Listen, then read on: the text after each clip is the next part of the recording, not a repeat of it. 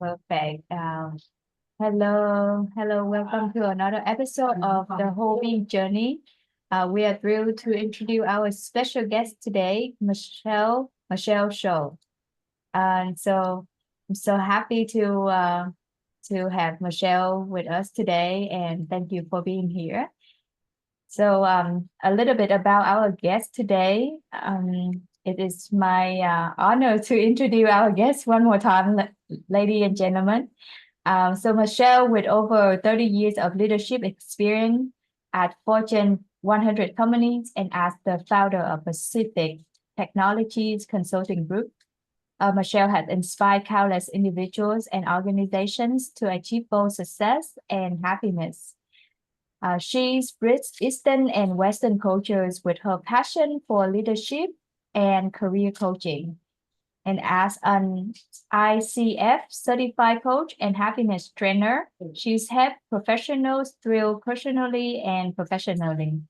During the pandemic, she joined workplace happiness programs using the SPIRE model, and she's a founding member of the HSA Alumni and Business Club. Let's give a warm welcome to Michelle Zou as we dive into her incredible journey today. Thank you. Thanks, Jasmine. Thanks, everybody. Nice to be here with you and share a little bit about my story and the journey.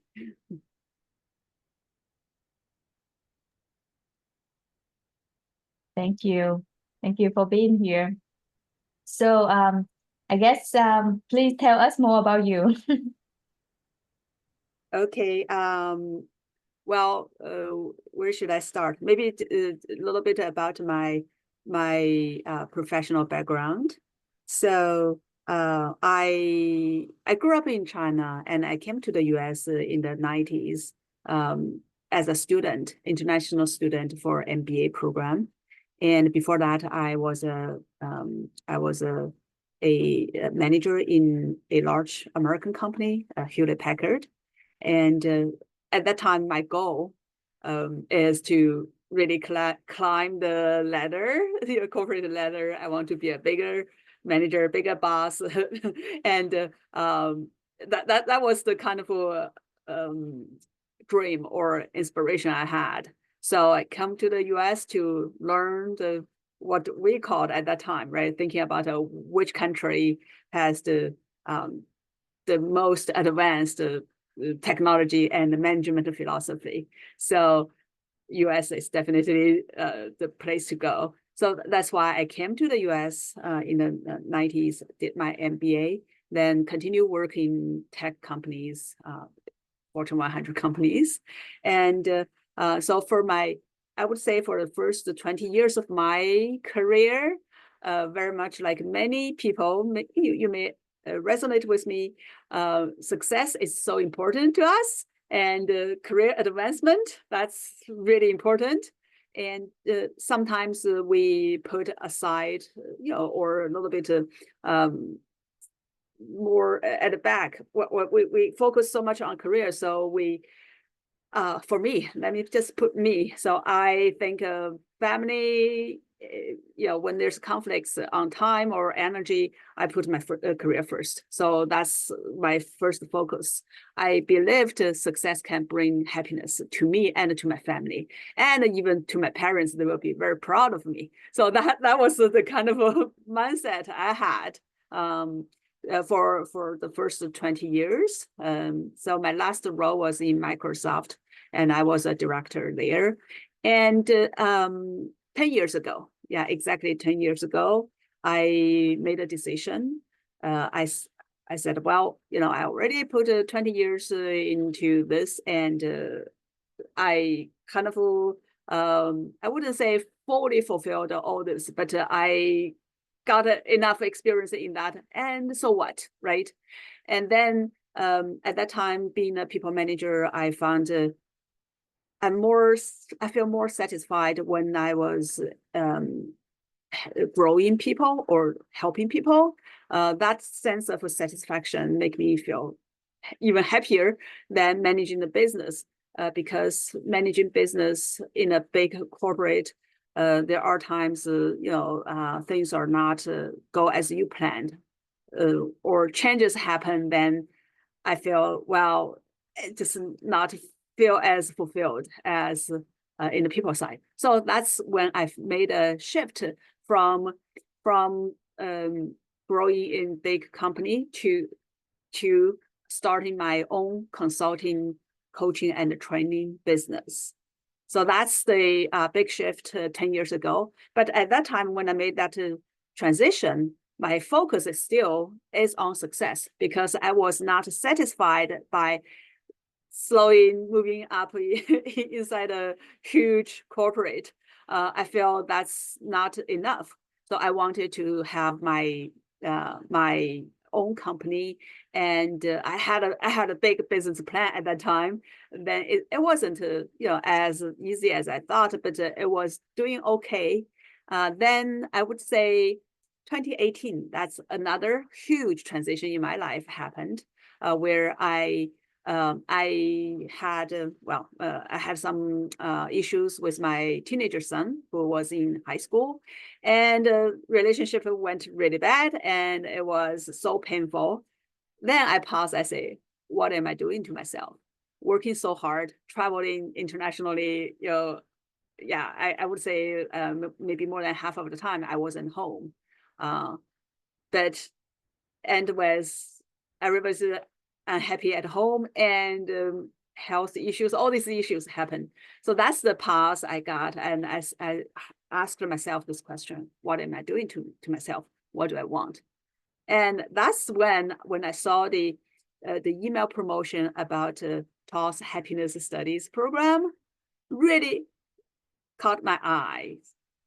Before that, I saw that email before, because I saw the promotion before. It didn't click with me until that moment when the relationship with my son went bad and we're suffering. Then that really resonates with me. I say, oh, happiness, let me try it. Let me see. Let me first focus on myself and see if I can make myself a little bit happier. So that's how I started this transition, which is such a great choice. And I'm really happy about that. And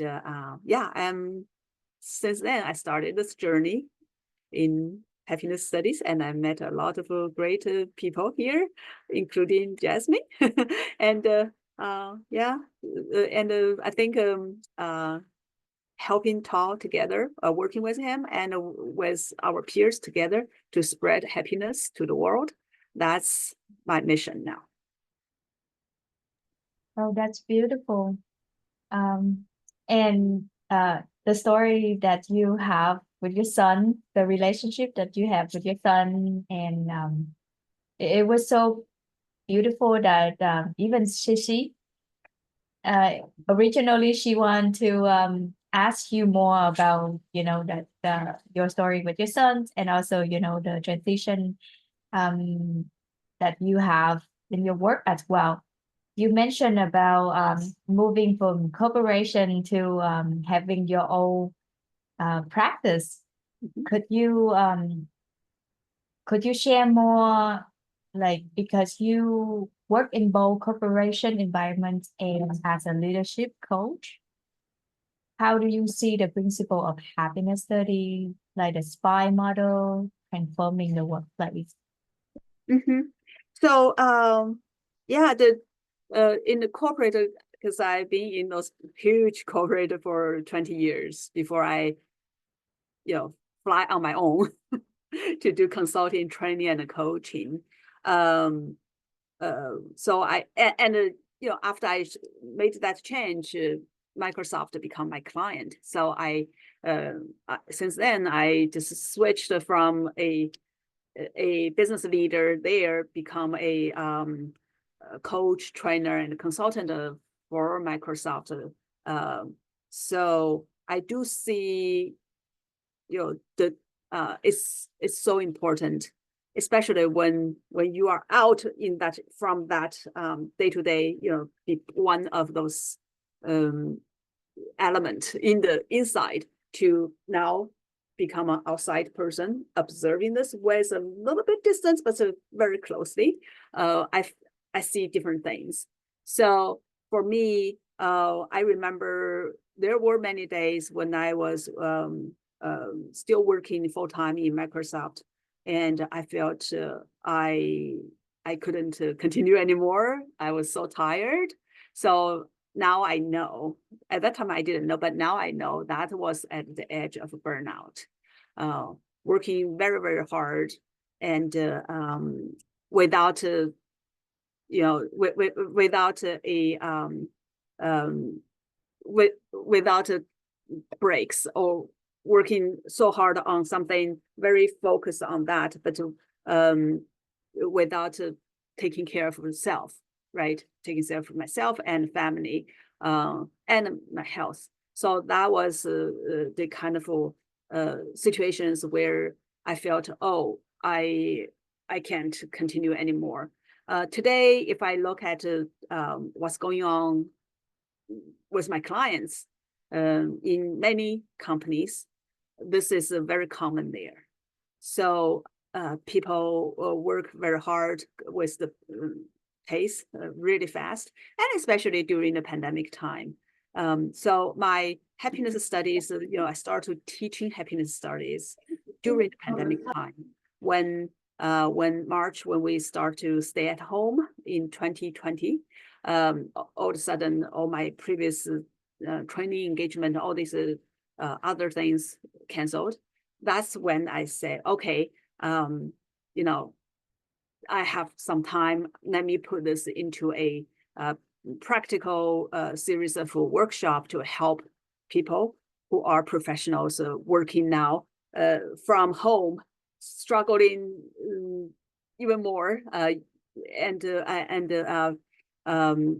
in that time, everybody's pandemic, very panic about what will happen, right? So that's when I started to really bring that into training. So yeah, in a short way to answer your question is, I would say many people at work, they are working so hard, and sometimes are very stressed.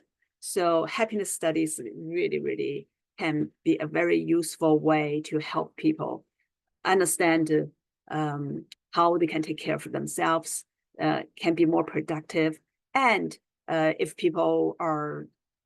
some people are not clear about their purpose, or they have some emotional side of stress, physical stress, emotional side of stress.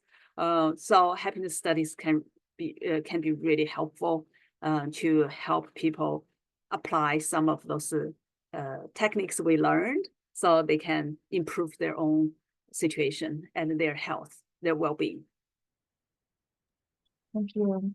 Well, we learn a lot in a quick, in a short question. Michelle provide a lot of key point for us, how she apply happiness study into her workplace. Also, you just mentioned about the pandemic and your programs. So I would like to ask question related to that. So you have navigated the pandemic by pioneering new programs for workplace well-being. What are some of the biggest takeaways or shifts in corporate culture you have observed in terms of happiness and employee fulfillment? Yeah, I put together programs, which is workshops, kind of programs plus practice for people during the pandemic time, to help professionals when they are working remotely to increase their personal well-being. So those programs was very welcomed by the participants, because it's not just the knowledge. For knowledge, you can read books. There are many things free online, you can get a lot of tips, right? So it's not just about the knowledge. Through the format, the workshop type of format, it's really fun. So when people, they get together and doing the workshop together, they learn a small piece of knowledge or technique, but then through the workshop, we practice together. And very importantly, it's a great way to build relationship. And imagine in that time, everybody's locking at their home. If they have a family, then that's the person they interact with. And then if they don't have a family, they can be very lonely. So that kind of a workshop help people connect in a different way, outside of their work. That's one. The relationship building. And of course, the emotional side, which if we use our SPIRE model to look at that, the workshop is really, really fun. People and, having a good time together, a lot of laughters. And during those kind of time together, people are really authentic, open. So this connection built through workshops and really help them to feel this the week, right? The workshop, people say, wow, I really look forward to it. And then they have a great time. And then we also have practice. So people can practice through the week of this 1 or 2 techniques they learned, which is really helpful. So that's the starting point when I was taking what we learned. At that time was from the certificate, the happiness trainer certificate program. I found it's really, really useful. And, because it worked for me. Going back to a little bit about the reason I started studying in HSA was because I was struggling with relationship with my son. And then from relation to many other issues, right? So so it worked really well in my family. I changed, and the relationship with my son is really good now. I would say we are the best of friends, and my son just he came to some of our HSA retreat. So many of our friends know him, and we just had a long trip from Seattle, where we live, to Boston. We drove our van together. We spent more than 2 weeks on the way. We camped along the way, visited many places. So 24/7 together. So you can imagine the relationship I have with my son, who is in college now. So that's great. And the whole family. Yeah, we were all in much better relationship compared, even before the when we had those issues, right? And good health, everyone's much happier, and so it's really good. It worked on me. So the workshop also helped other people. That's my first starting point of putting something into, trying to apply it to a corporate environment where I know pretty well and I'm passionate about. I think everyone can be their best self at work if we create an environment for people. But before we can change the corporate, let's start with ourselves. Let's start with individuals. So my first the workshop program, when I started it, I didn't really directly sell to a corporate at that time. I was more like, okay, let me put together something, and it's to consumer. So recruit students who are professionals like me, and it's that kind of starting point to help individuals to take care of themselves and to think about the meaning, right, of their life and their work. Use a lot of the things we learned, the SPIRE model, and all these many different techniques we learned to help people, starting from themselves, to become the best self at work and at life. So that's where I started. Then later, I created further programs, which I will talk about it later, but I will stop there. Yeah, that's awesome. That's amazing. I'm very interested in learning more about the relationship with your son. But Kurt, I remember you share a lot with us about your son and the relationship you have with him and how happiness study transform your relationship. And my question would be, how has your relationship with your son influenced your understanding of happiness and well-being? Yeah, I love this question, Jasmine. Thank you.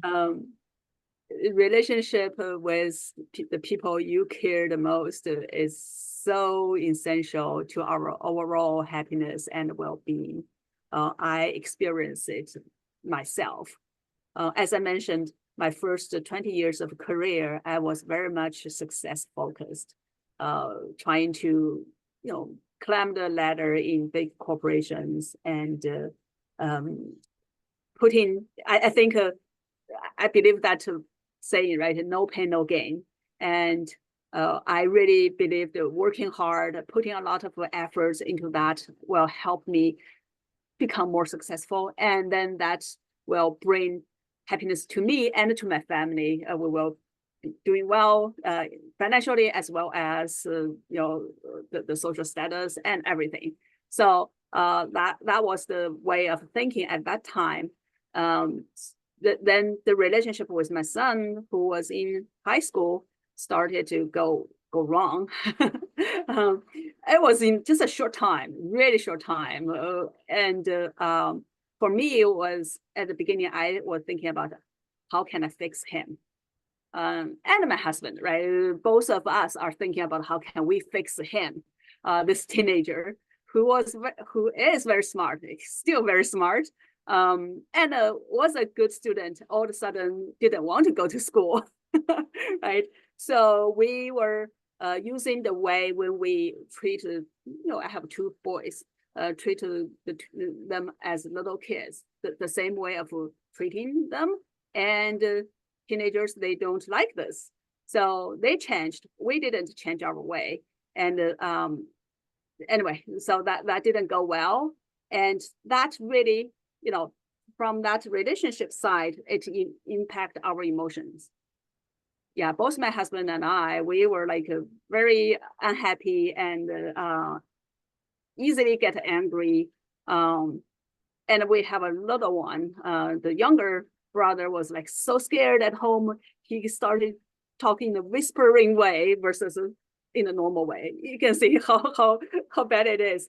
And it feels so cold in the home, because nobody wants to talk. Or if we talk, then we start a fight. So that was the kind of situation. And that impacted our health, right? I couldn't sleep in the night. It's just, all these things. And my husband started to say, why do I need to work? Why do I work hard? And, he lost his purpose because for him, he's a very much a family man, works hard. And for his purpose of working hard was he wants to support the family. He wants everybody, do well, right? Then when that happened, he said, why do I need to work so hard? And why do I, right? So he started to question about his purpose. But, I'm lucky enough find Tall and his happiness studies. And I'm lucky enough to start from myself, changed my strategy of fixing my son to, okay, let me take care of myself. So when I learned the course, the certificate course, I start to change how I look at it. But the first thing, really, I think it's almost just the first week of the lecture course recording. I was like, got a big aha moment because Paul, he really used many ways to to explain the point, his main point, which is the ultimate goal of life. It's not success. It's not money. It is happiness. That was a big wake-up call to me. And with that, right, when I continue learning new things, I learned a lot more. So when I changed the way how I think, how I behave, everything changed. Now coming back to this, because I learned it from my own experience. I experienced this, right? The before and after. So I think this is very helpful to everyone. And I think the mindset of success bringing happiness is wrong. And the mindset I have is, which I put it on many of my materials, is, we can have both happiness and success, because we learned through all this scientific proof that when someone is happy, happiness can help us become more successful, because we can be more open and we're more creative, and our health situation can be better. And we can learn better, right? So there's a lot of things, the positive emotions bring all this positive effect in our body, in our overall well-being. So I think that works. And if we bring that to the workplace, thinking about everyone, if we can, no matter start from ourselves, or if the corporate leaders, they understand this theory and they understand, what is true, then they start to create an environment which can help people feel it's a great place to work. They feel good about themselves. They feel good about the people around them. They feel good about what they do. Then people can be more productive, and their creativity, all these good things will be more be more cultivated, and people can flourish there. And then with that, because if we are working in a place where it's people's intellectual intelligence, people's brain is the major productivity tool, then that will really bring more better results in terms of the business performance. So that's the relationship I see, which I learned, and which I believe. And that's why I think for me, when I'm taking the happiness studies from applying to myself, to my family, now to helping other people, helping professionals, and helping organizations, I see, okay, we can do both. We can do individually, to change, and also we can help organizations to help them create such kind of environment, such kind of a culture, so that people can thrive there. Wow. Such a journey. And it's clear that you found great value in your journey through happiness studies, and also through your life, your own experience as well, which led you to become one of the founding member of the HSA Alumni and Business Club. So what motivates you to take on this leadership role, and how do you see the club contributing to the ongoing growth and success of happiness studies, graduates, and professionals? The club, yeah. How the club is contributing to the happiness to the world, right? And for people who have been in this happiness studies academy, and we have a mantra, which is happiness revolution in action. The club is created for this purpose. And yes, thinking back about this club, when there was one HSA alumni, Tammy, and she, I think was in the spring of 2021, in Paul's webinar, she shared with everyone about this idea. She said, well, we all, some of us have graduated. Yeah, I was one of those first year of graduation. And Tammy is also, at that time she graduated. So she said, after we graduated, now, so what? What's next, right? So she came up with this idea. She said, well, let's put together a club where we can be together and we can think about what we can take, what we learned to the next stage, which is, many of us, we started learning because of our own need. And many of us, after we have learned this, and we started to do something to help others. So that's where when Tammy called in that webinar, many of us raised our hands. Then we had quite a lot of discussion and a lot of work to form this club, which in our mind, we want to build a platform where graduates and students from HSA, we are professionals in happiness studies, this field, which is relatively new field. So we can collaborate and we can help each other, we can support each other, we can learn from each other.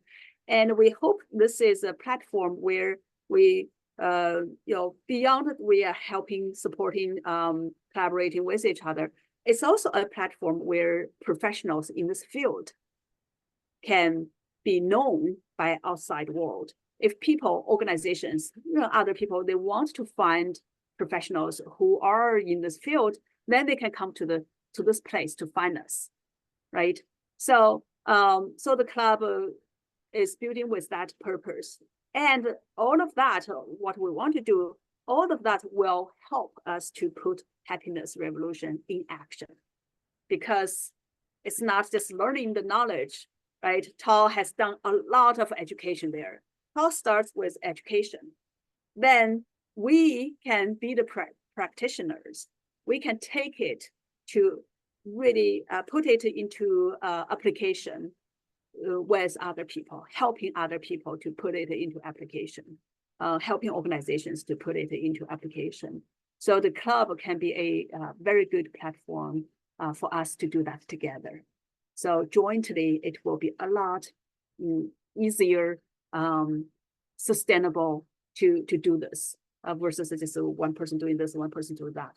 So that's why we started the club.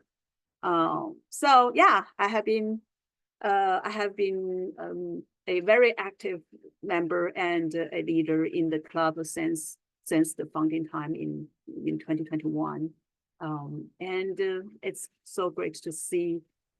The club is really providing a place, a stage for a lot of good things and good people to find each other and to learn and encouraging each other.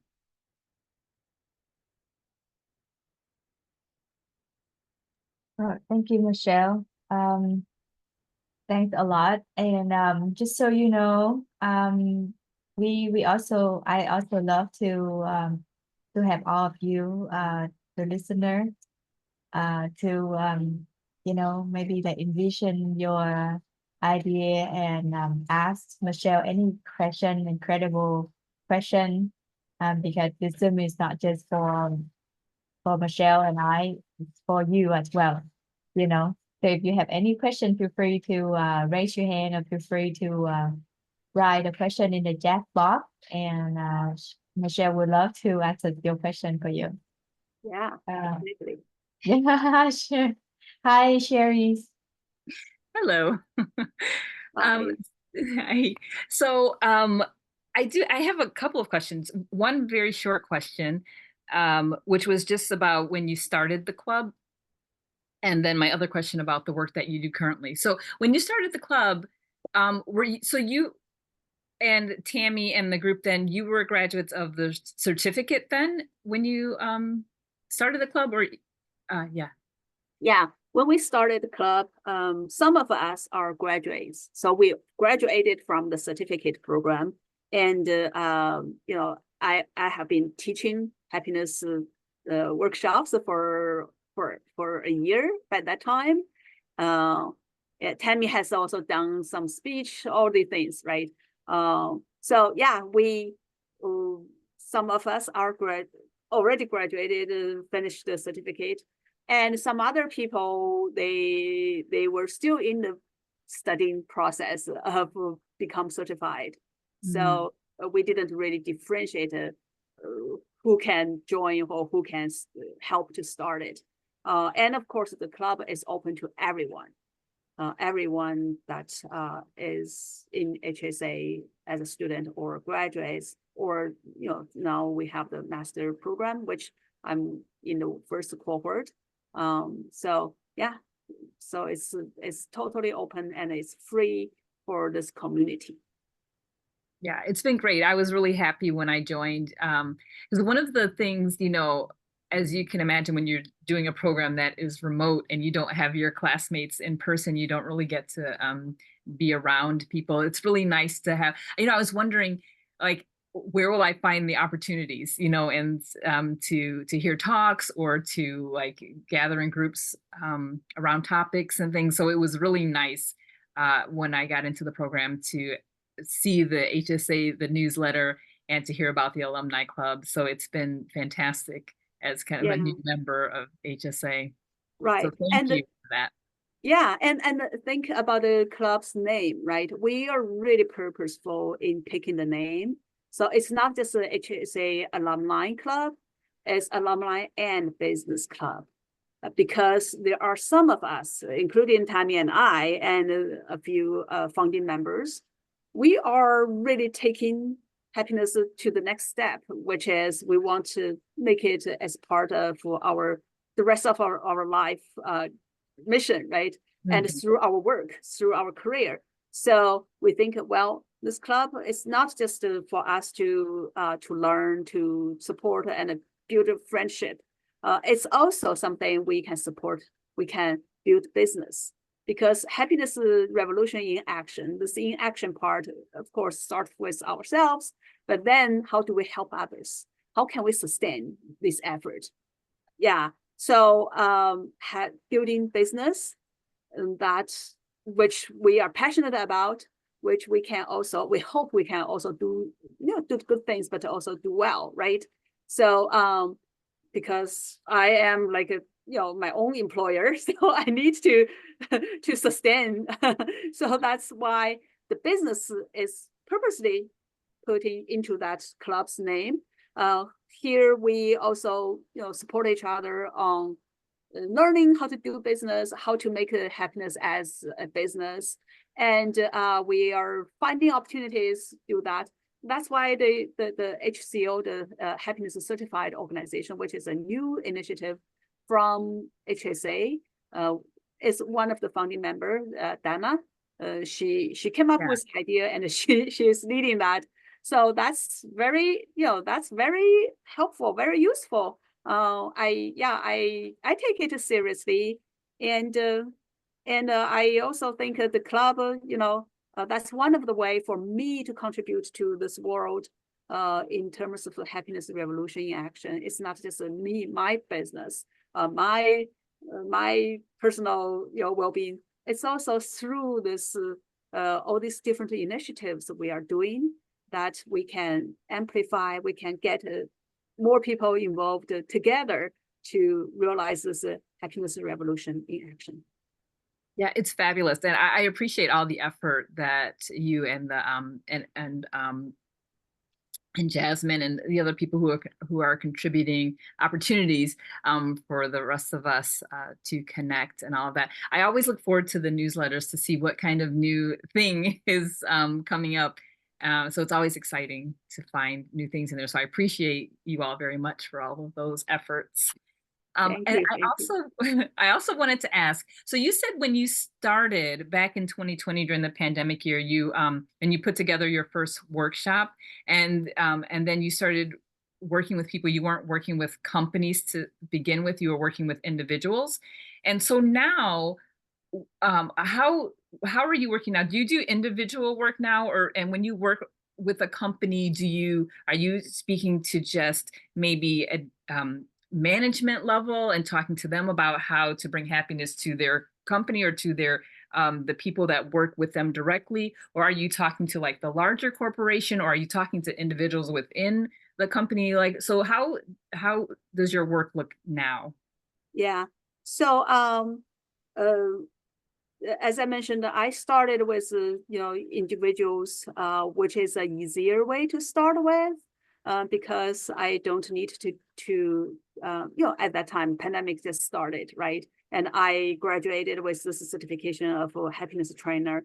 I want to put it into use, and that was the time which people needed. So I started in that way, and I put together 14 workshops. It's a series of workshops, and we run one workshop a week. So it's like more than 3 months to really build that muscles for people. And from there, I ran a number of rounds of those workshops. It really practiced me and helped me be strong in terms of delivering such kind of content, because I have been delivering management, leadership, all the other type of content, and the diversity and inclusion stuff. But happiness content I learned from Tao. Then I massaged it into workshops for corporate, for working professionals, which is my own way of doing things versus a lecture, right? So I tested, and it worked well. And in the meantime, I really prepared myself to talk about this and leading activities in this more comfortably, more confidently. And then I got some opportunities to work with different parts of Microsoft. When they have, for example, they have well-being days, or they have career-related topics, because I have been a trainer, facilitator, consultant there, and a coach for a long time in Microsoft. When people have this kind of ask, then they will source from these people they already know. And this is a new portfolio, new thing adding to my portfolio, to my previous portfolio, which I talk about. So I got some work through Microsoft, different parts, not the whole corporate over 200,000 people. No, just from different teams or different parts of the organization, slowly. I hope someday I can have a 14-week or multiple weeks program. At this time, it was a much smaller scale kind of programs there. And of course, there are some other clients come from, one good starting point is coaching, because I am also a coach, right? So I coach individuals, some are my own clients, which when I coach them, I changed the way how I coach. When I was trained as a coach 10 years ago, very traditional ICF kind of focus, right? Coaching. And then after I started to learn about happiness studies content, I bring those into my coaching. I give a lot of more, I do a little bit of teaching in my coaching. So for example, when we talk about work, right? Sometimes people feel, they lost their interest in the work, they lost the motivation. Then I can bring in a model, the job, career, and calling, right? Help them to understand more. So I started to bring those knowledge points to my coaching. And when people feel stressed, then I started to show, okay, there's the energy, managing your energy type of things, right? And there's a book, but if you don't have time to read a book, okay, I can show you a very simple graph, which is the 4 quadrant. of this. How do you manage energy? It's not just time, right? These small tips helped them a lot. So I started to bring those knowledge, this research, this techniques into my coaching.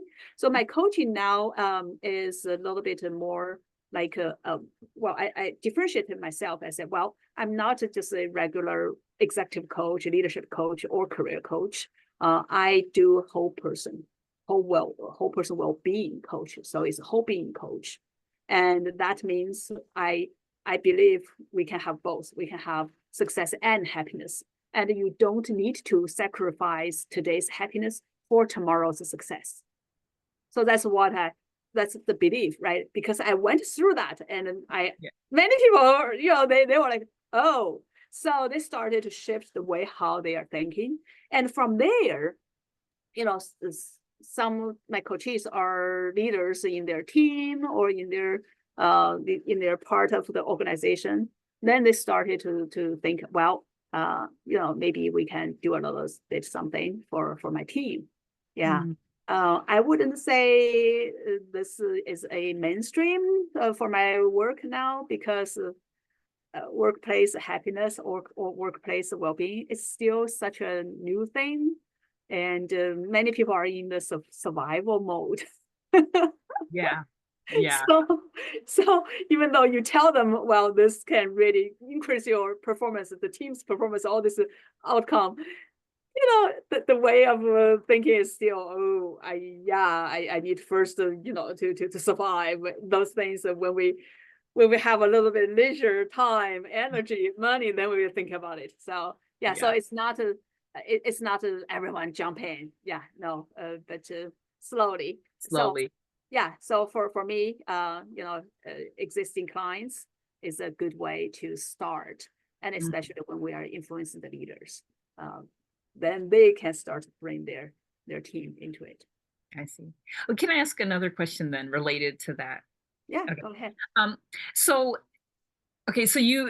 you have basically connections already, and you had a relationship with people that were already your clients or with Microsoft, and so you, like you're saying, you kind of build the business that way.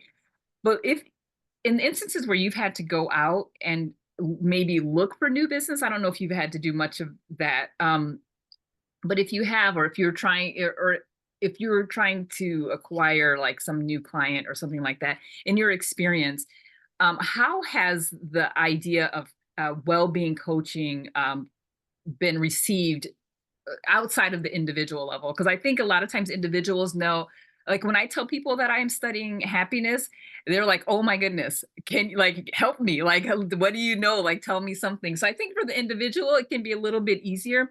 But if you are going to a business or talking to someone who has a business and you're presenting this idea of well-being coaching for them or for their team, how is it received to like in the business environment? Because I feel like, sometimes something is a very hot thing for the moment. And so like for a while, DEI, right after the heat of the pandemic, and when there was so much unrest across the country with George Floyd and things like that, DEI as a result became a really big thing in corporate environments, and everyone wanted to jump on the DEI bandwagon. And so I wonder about how happiness is perceived now in well-being, because I think there may be to some degree a kind of general consensus that people want to be happier.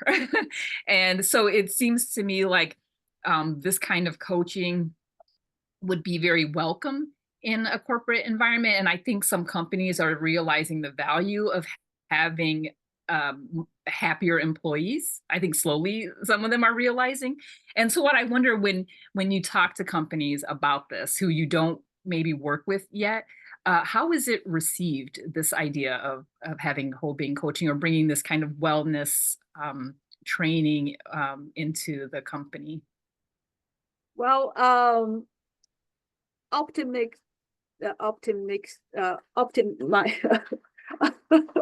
so on one side, I want to say the trend is good. I'm a optimistic person, right? I think the trend is good.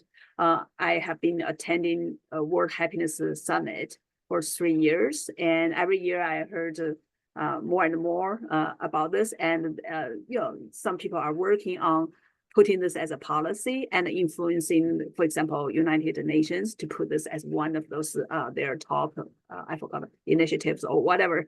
UN has those things. So some people are working, trying to push that, and you hear more and more talks or books, things about this. So that's the trend is going. It's good in the future. But the reality now is, I just don't think it's a mainstream yet, right? It's really early. It's even coaching at corporate, it's not every company they jump in to invest in coaching for their employees.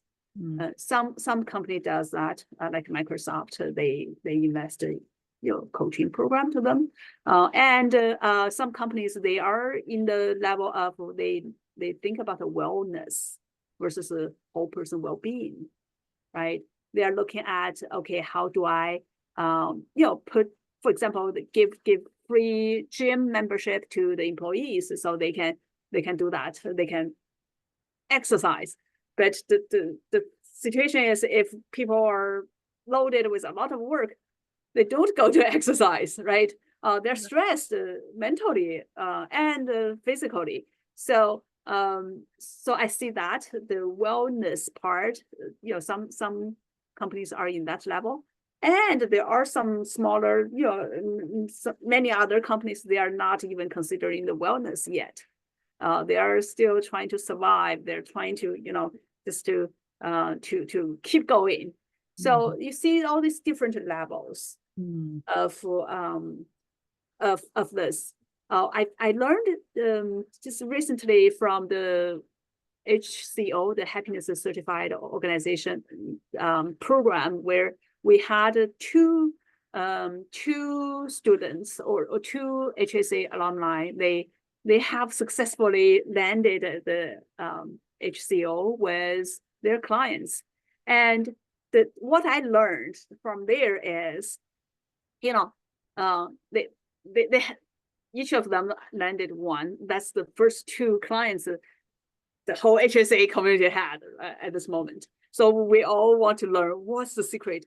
What we learned is they found clients who their leader, founder, or the CEO were already thinking about happiness.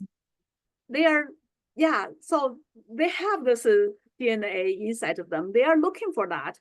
Then when you show up in the right place, it clicks. So the discussion we have is, it's very hard for now. We bring this, we say, oh, do you want to become a certified happiness organization? Just go to everybody. It will be a really hard sell at that time. So the low-hanging fruit is finding those organizations, those leaders who already who cares about whole person well-being, who are thinking about happiness is important, who are really open to that.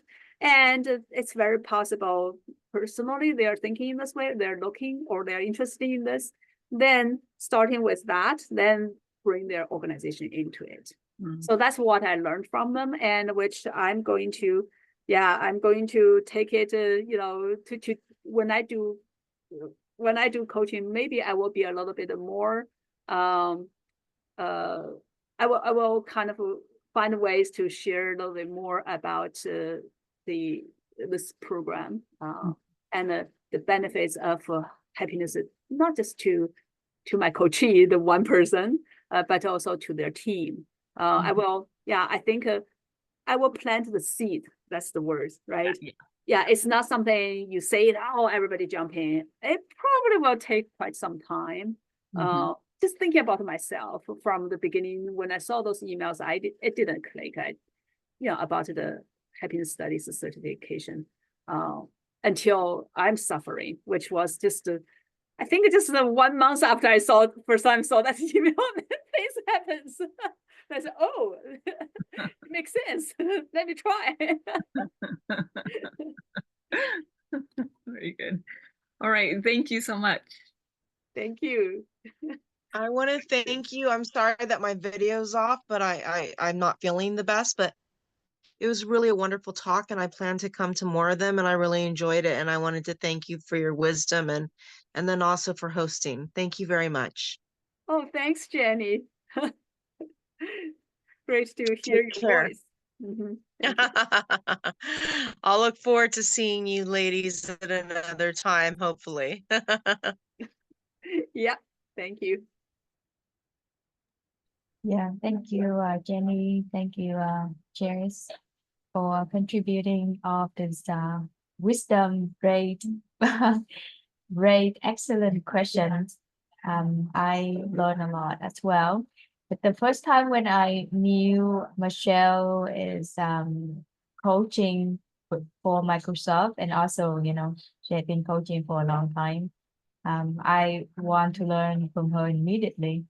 But of course, we have so many we have so many homework to do during the school year, so we cannot talk more in deep about coaching and so on.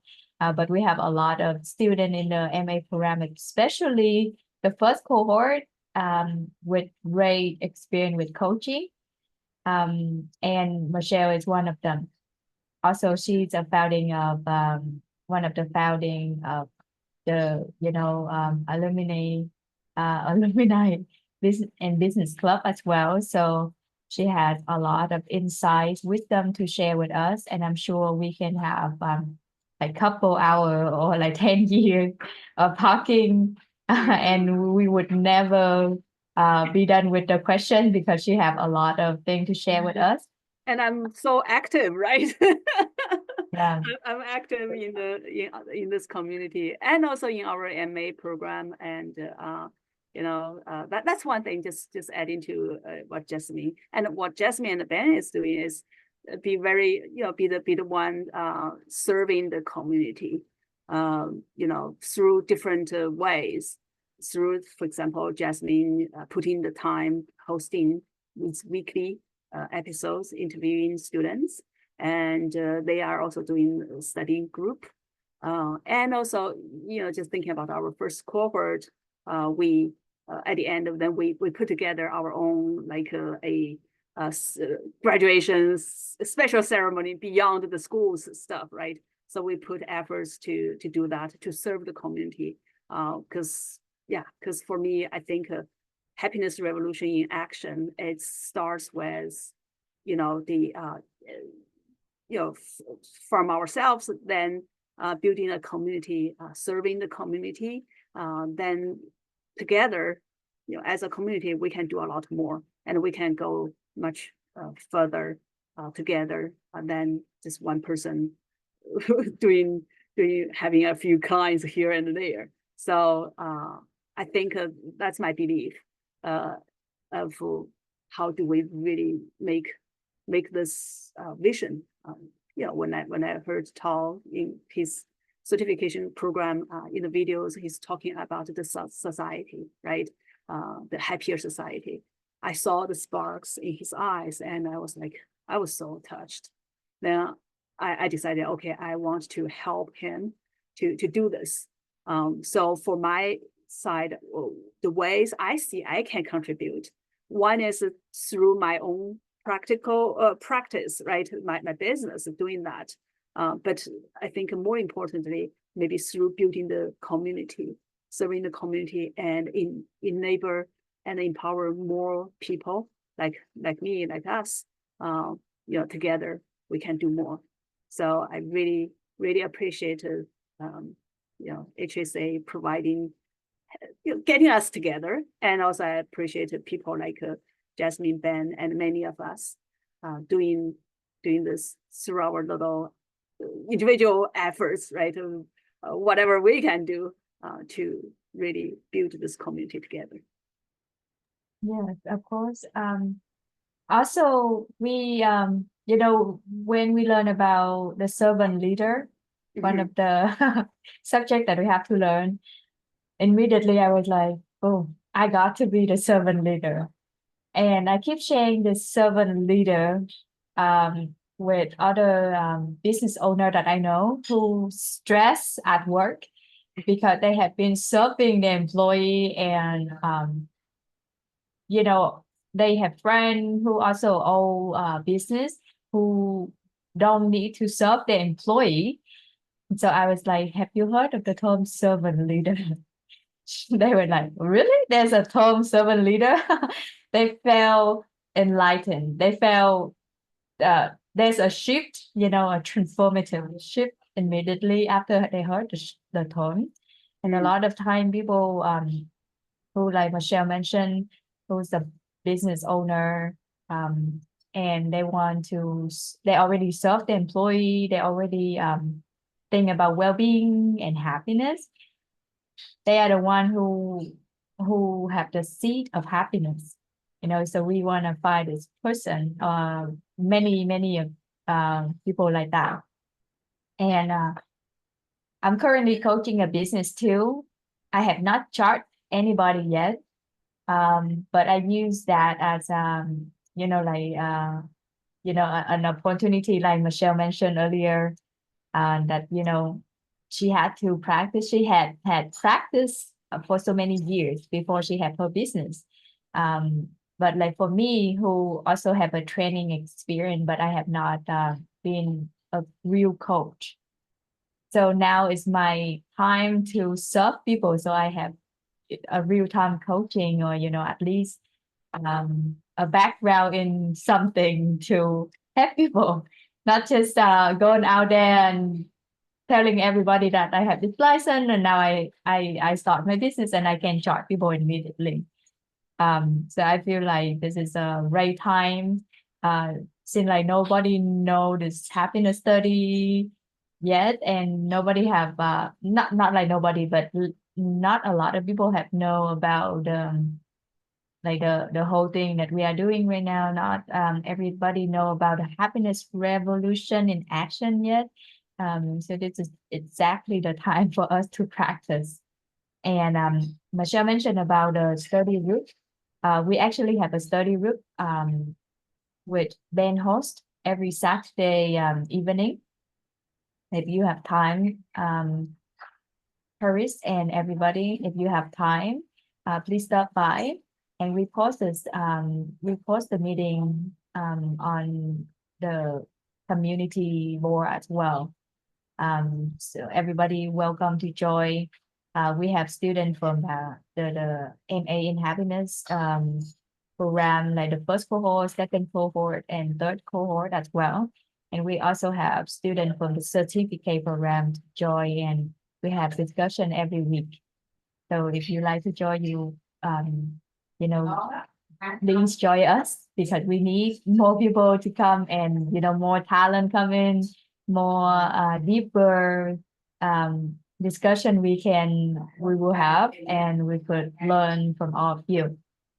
So back to Michelle. So I have another question for you.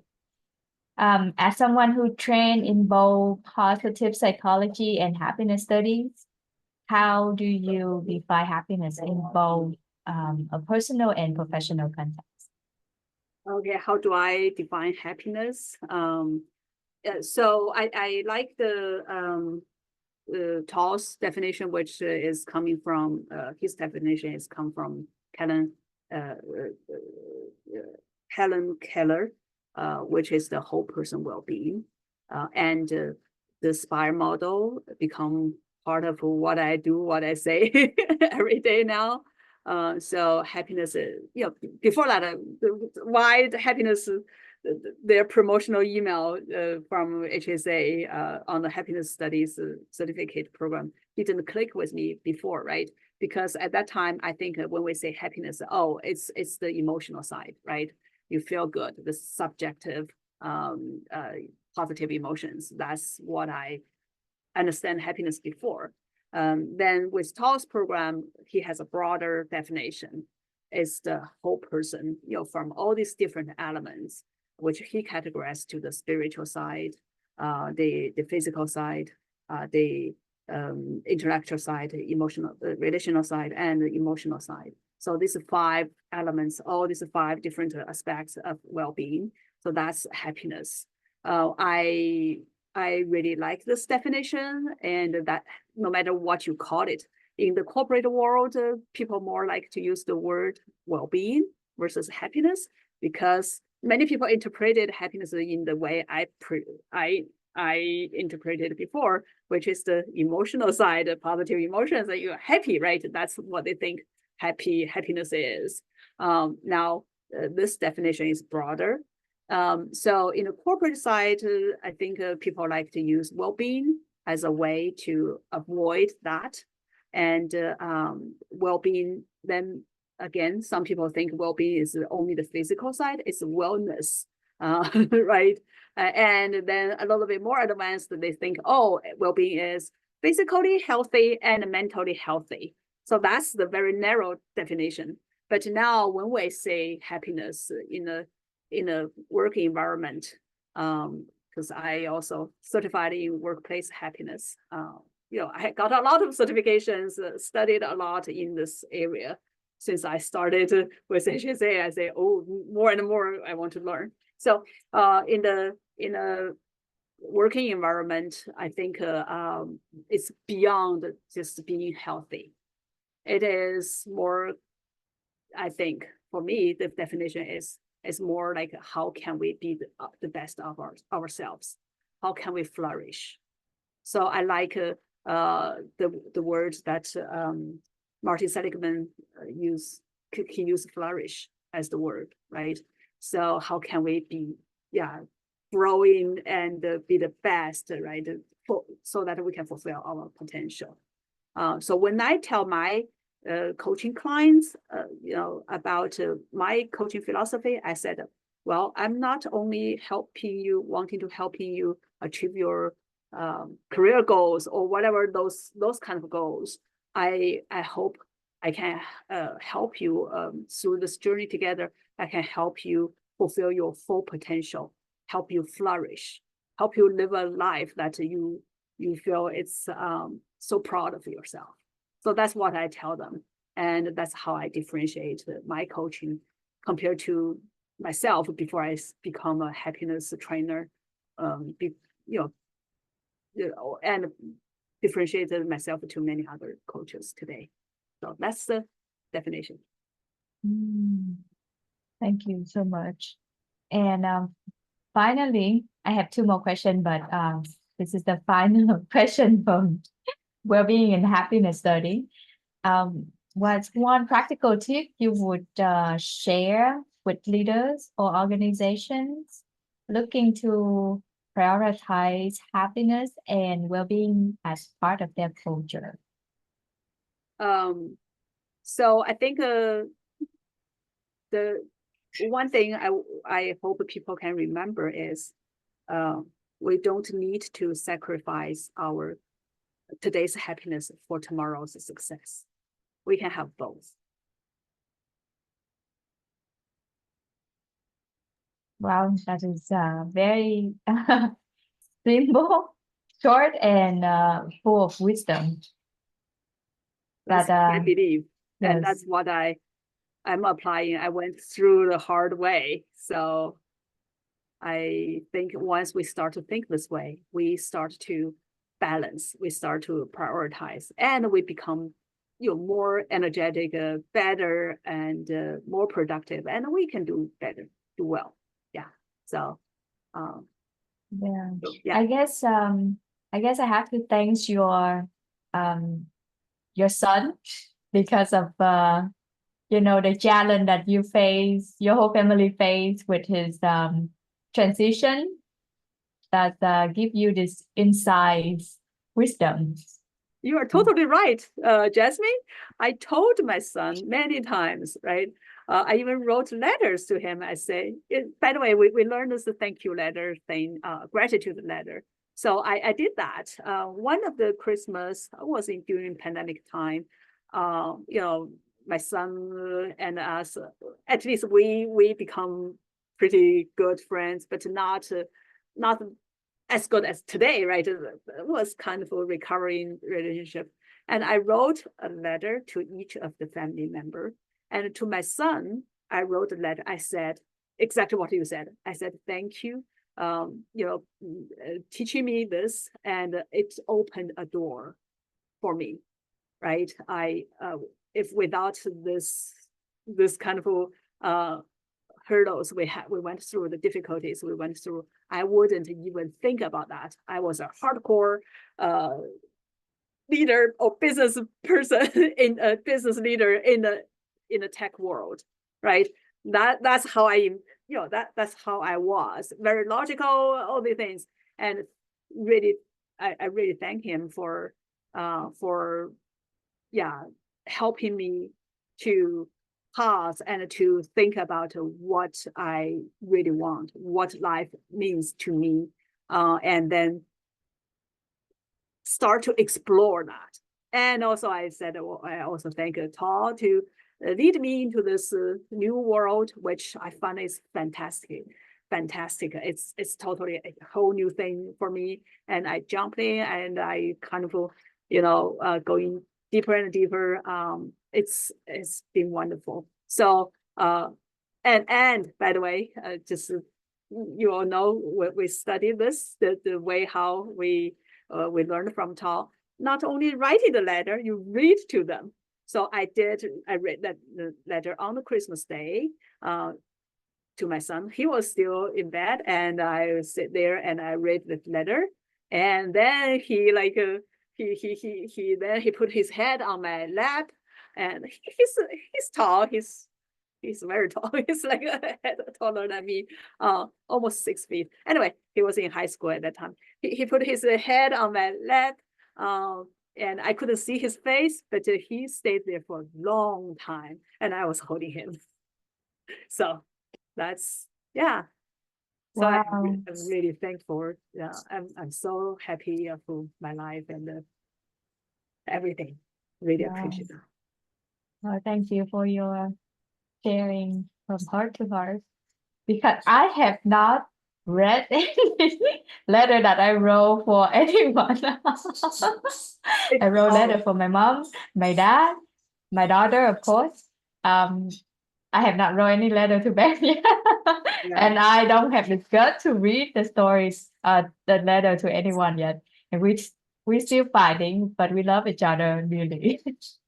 Yeah, it's really it's a magic.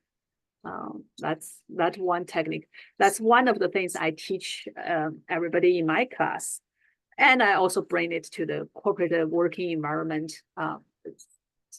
For example, in the manager training class, we have this exercise. We ask the manager, we give everybody a piece of, a good piece of paper, really nice. So they pick one employee in their team. They think about one person in their team, and they write a letter, not a small card, a letter. I give this exactly the same same instruction. So they write the letter, and then they need to deliver and read to their employee. And then they can come back and share how that goes. So a lot of beautiful stories. Really powerful. Try it. Oh, wow. It works. It works in the corporate environment as well. Yeah, I believe that. I still think that everybody that I talk to, they have this guts to really write a letter and read it out loud to, their friend or their loved one. I ask for the encouragement. One day I would be able to do it in person. So my last question that I want to ask you, and I ask all of the graduates, if you can interview anyone in our cohort, who would you like to interview? Who would I? Oh, I wanted to interview Julia. I have been in her deep learning group. I think she has great stories, and we are learning philosophy again, going back to the materials, and Lao Tzu is what we're learning. We're just go really deep now. Yes.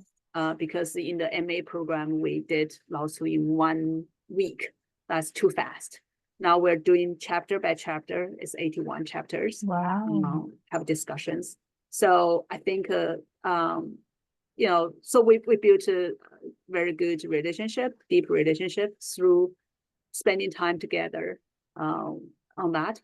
And another person I also want to interview is Coco from China. So she and I were in London together, and we share a room, and we spend a couple of days together 24/7. And she's such a doer. She works so hard, and she's just wonderful. Yeah. So all this, and of course, Cici has been, I think she has been interviewed before. So, but there are many people I want to know them more. But I think everyone is a book. That's what I think, and I love to interview people as well, just like Jasmine, what you do. I also interviewed many people before in my podcast, not for the HSA people, but so it's always a lot of stories, and through this we get to know people, and we build relationships. It's such a great thing you are doing. Well, thank you, Michelle, a lot. I had always wanted to learn from you and connect with you, and today it's fulfilled my dream. Like we have so many years to learn from each other, and hopefully we will be in the PhD program with the same group of the first graduate. Hopefully how we accept all of us. If not, then we will see each other around. But definitely I mean, the graduates, right? I've been talking with Ben as well on this gather together. So we are hosting the, I just volunteered myself again to put together, the coming Saturday, we're going to get together online. And then if some people go into Mexico City for the retreat, that's where we can gather together, and I will see who will be there, and maybe put together some special reunion for our classmates who spent 2 years together. And and depending on how people feel, then we can do more. Again, I'm here to serve, and if there's ideas or things for people continue building the relationship, or collaborating, or just getting to know each other more, I'm happy to support or do something to facilitate such kind of activities. And just so everybody know, Michelle is really active and really big in celebrate, and she's really much like she will, if nobody say anything, she will jump out and then say, oh, let's do this, let's do this exercise, do the other exercise, and do improv. She would be the leader who have everybody kickstart, and exercise and get like push up to get more energy. So we need someone like Michelle in the team. Otherwise, everybody will be so quiet and so calm and silent. And that is one of the gifts that we all need to have. Someone can be the calm person, but we do need somebody who like kickstart something, like event or program to start something. And Michelle has that energy in her, as you can tell.